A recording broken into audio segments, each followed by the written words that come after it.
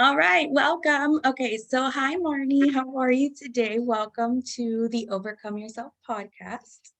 Hi, Nicole. I am so excited to be here. Thank you for having me. I'm so excited to have you here. So tell us a little bit about you and your business and all the amazing things you do for your clients. Why, thank you. So, again, my name is Marni Blythe. I own Full Pocket Coaching. I am a business and profitability coach, and my mission is to help make entrepreneurs' lives better and provide relief. And we do that through several different processes that we have that take a really holistic approach to people's businesses, from their mindset to the tools that we teach to the execution, to really help most business owners who are visionary get traction on their ideas, which basically means that whatever they're envisioning, we can help them actually bring it to the ground to actually make those things happen for them.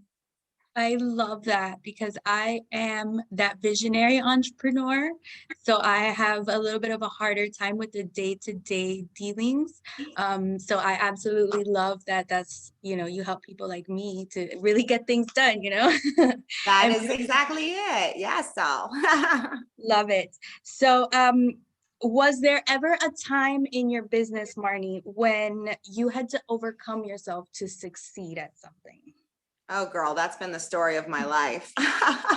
So I come from a long line of entrepreneurs. So my great grandfather, my grandfather, my father. So serial entrepreneurship. So I started my first company at the age of 18 when I lived in New York City. I went to NYU, and I concurrently started a networking business for professionals in their 20s, 30s, and 40s, throwing parties at the hottest clubs in New York City. And I think like it all started then, of having to get over myself, because I was only 18 years old, and here I was, I think I really struggled with the feelings of not enough. I think that was definitely something like when I was first starting out. And that's something that I find so many entrepreneurs struggle with is, am I enough? Right? Like that is the one of the root beliefs that I had to overcome from a very young girl. Yes, you're saying yes, Guilty, exactly. Right? I'm guilty. not enough. Right? So definitely that. And then, getting over putting myself out there, when I was in my, because so I always had side hustles, like, and I worked corporately up until I left corporate America completely, because I had been sort of working in corporate from the age of 18. And I started really endeavoring into doing my own thing solely like around 25 to 29. I'm now 41. And there was always like, I dealt with a lot of fear as well. When I opened my holistic health and fitness center, I opened an 8,000 square foot holistic health and fitness center here in Holly Springs with my ex-husband. We had it for 6 years and we sold it. And I had to really, really work hard to get over the fear in the beginning of that. Was I going to make it? And was I going to be able to pay my staff and pay myself? And I had so much fear again around, am I enough? That it really took a lot of self-work, personal growth, therapy, coaching, and then actual experience all kind of coupled together, which eventually brought me to where I am now, and why I've developed the kind of processes that I have, whereby I believe to be a successful entrepreneur starts with mindset, and you being as centered and as much in a growth mindset versus a fixed mindset as you can be. I love that.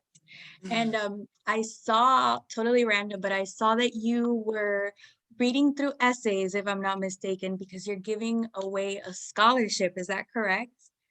Oh, thank you for asking. This is so dear to my heart. So my grandmother, June R. Mark, whose birthday is coming up actually June 16th, was herself somebody who shattered the glass ceiling.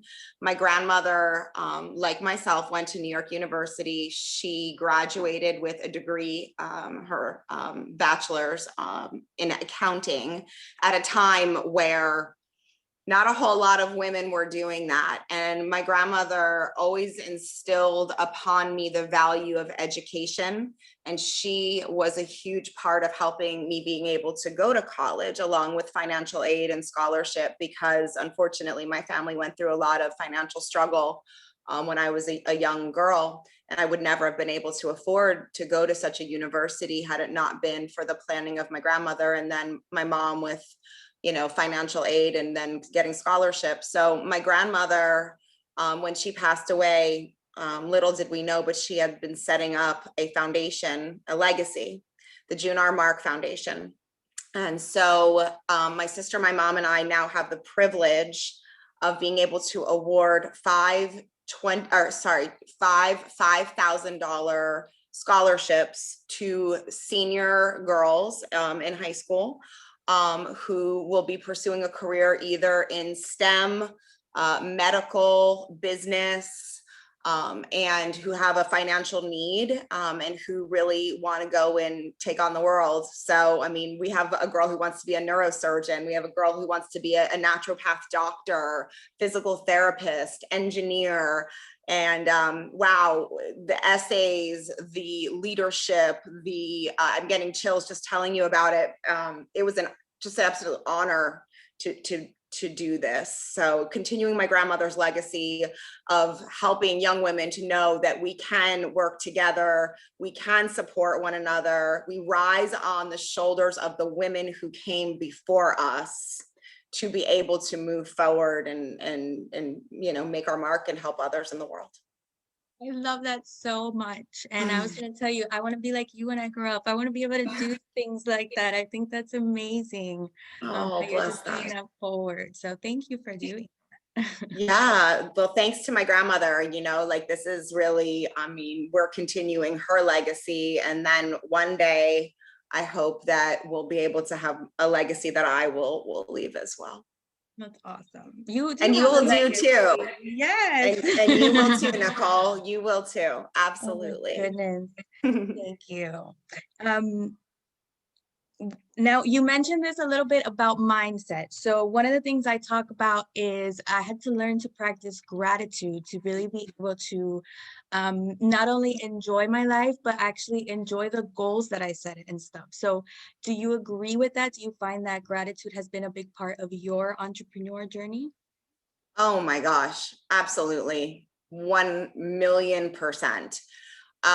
So when we find the ego part of ourself starting to rise, and one of the biggest introductions that I had to that was when I first started doing a lot of public speaking in my 20s. And one of the tools that I was taught was that, that fear that comes on us right before we go to do something really big, right? Again, so all back to I'm not enough, right? So the questions that start running through your head, like, how are they going to think this is? And am I going to be able to do this? And what if they don't like it? Or what if they don't like me? Or what if they think, I don't know, what if they think my hair looks ugly? Or all of the crazy questions that you start your ego self, the thinking mind, right? We have two different parts of our mind. We have a higher mind and a lower mind. And the higher mind has the ability to watch the lower mind when we start having those thoughts. So what I always would do is before a big talk, I'd always go to the bathroom and I would sit there and I would go to gratitude. So I would begin with being grateful that I had a bed to sleep in and a home to be in, and that I got there safely, and that I had a vehicle to get me there. And then I would start praying gratitude over all the people who were coming, and that they would come with open hearts and open minds. And that then I would be grateful for being able to find the exact right words and to be able to stay in my heart and not be in my ego self. And I would fill myself with so much gratitude that by the time I would get on stage, I was in such a centered place that I was able to really be an instrument and be able to be a channel to move people to be able to really get back to themselves. And so gratitude is everything. You know, when we start to feel sorry for ourselves, when we start to feel like life's so unfair and why have I been given this, and the victim, right? When we start to play the victim, when we start to be in any place other than feeling joy, happiness, sadness, I think gratitude is a huge piece of it. But I think before you go to gratitude, and one of the things that I think I missed, because I think particularly in spiritual work and in self-help work, a lot of times it's like, oh, think positive, oh, go to gratitude.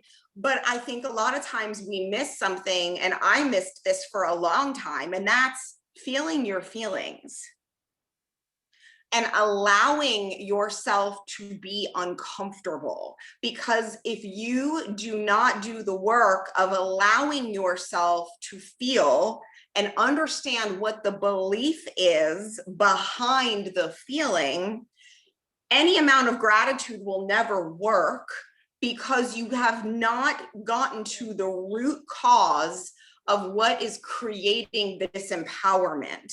And it always comes down to our beliefs. What do you believe about it? What is the program, whether it's conscious or unconscious, that was inserted into your hard drive, your brain, at some point in your life that is creating the dis-ease? So gratitude is an incredible tool, but like I said, without really allowing yourself first to feel that feeling and go into it and address that root, that's a big, big, huge piece of this. Does that make sense? Yes, absolutely. Yes. Yes. Okay, then is there something that you once considered a weakness? Speaking about gratitude, learning to appreciate something that was a weakness that you were able to turn into your superpower. Yes, absolutely. So now remember, I'm 41. So when I grew up, I watched movies like Working Girl with Melanie Griffith. And so my idea about success as a young woman involved me being a bitch. Mm-hmm. Okay, so I thought that I had to be, raw, like, I had to take people on and I had to tell them what to do and be really, sharp and hard. And remember also, as a young woman, I was in New York City, and I was, working in ad agencies, and I had my own businesses. And here I was, this young woman, and I was doing business with people who were much older than me. So again, I'm not enough, right? So because not feeling like I was enough, I didn't have everything I needed, I think I really heavily compensated. And I think that it was sort of, I would say it was a weakness, in that I don't think that I was being authentic to myself. And I don't think that I was connecting with people in a way that felt authentic, because I felt that I had to be somebody that I wasn't in order to be in the arena I was in. And so over the years and over time, I think, over living in North Carolina, and all the self-help things that I've done over the last 11 years, I think I've really learned that you get so much further in life with kindness, and that you don't have to come across in any other way other than who you are, right? Like, and that being gentle and kind, that doesn't mean being weak, but there's a way in which you can move people that doesn't have to be by strong arming. It's about how to have conversation, even if there's conflict, but to be able to discuss. And I think that's something, like, in this day and age, we're also polarized, and we're not allowed to have different ideas. We all have to think the same and do the same and be the same. Again, kind of coming back to this core of what we've been talking about, Nicole, is that, I think that my biggest weakness was that I had a lot of faulty programming that just kind of came to me, through the process of growing up and the programs that I learned from the people around me. And that I thought that in order to be powerful, I had to be mean, or I had to be like, like get things done. And then I think I started to really learn over time that my superpower is really just being grounded in my authenticity of who I am and speaking my truth and staying resolute in my truth, regardless of who comes at me, whether it's my parents, whether it's, an authority, somebody, like just staying true to who you are despite who's around you. And that's a big, big, big challenge. That's not easy work. And it takes a lot of soul work in order to get to that place. That's amazing. Well, thank you for sharing that, Marni. I've got one last question. And it is, what advice do you have, now that we've talked about all of this other stuff, for up and coming entrepreneurs like me, where I am not where I was, but I'm not where I want to be yet? Yeah, so a couple things. One is continue to work on your mindset, continue to work on you and your personal growth, because if you have a growth mindset or a fixed mindset means you were born with what you were born with and nothing can change. Whereas a growth mindset says there may be obstacles, but I'm going to figure out how I get around them. And so that's the first thing, is you have to be as much of the time in a growth mindset to be an entrepreneur. That's one.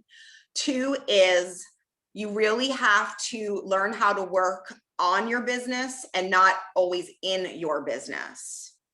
Really, really critical, because the people who just work in the business and they don't work on the business, you'll never get ahead. Three, figure out what your overarching financial plan is, and then break that down into a 90-day world, where in each of those 90 days, you set 3 to 5 priorities that then drill up to what your overall goal is for the year. And do not get into a place where you're suffering from shiny object syndrome.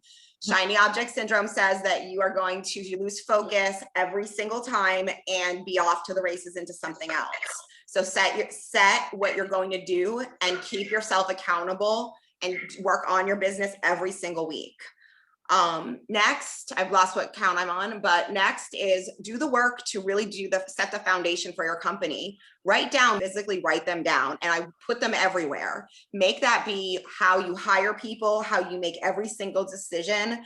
You make your decisions in your personal life based upon your core values. You should be doing the same thing in your business. The same thing is figure out what your core focus is, and that way it helps kind of be your guidepost and that lighthouse for you at all given times. And then you really have to just work on making sure that you stay true to who you are, but you still allow for flexibility, because everything is malleable and things change all the time. So that's a few things that I would share with people. That's awesome. And so staying in a growth mindset, that's things like reading books, making sure that we're reading regularly, writing down your wins and things you're grateful for, and also having a coach. That's what you do. You help entrepreneurs with coaching, right? So can you tell us a little bit about how you help and how people can reach you and get your resources and stuff you have available?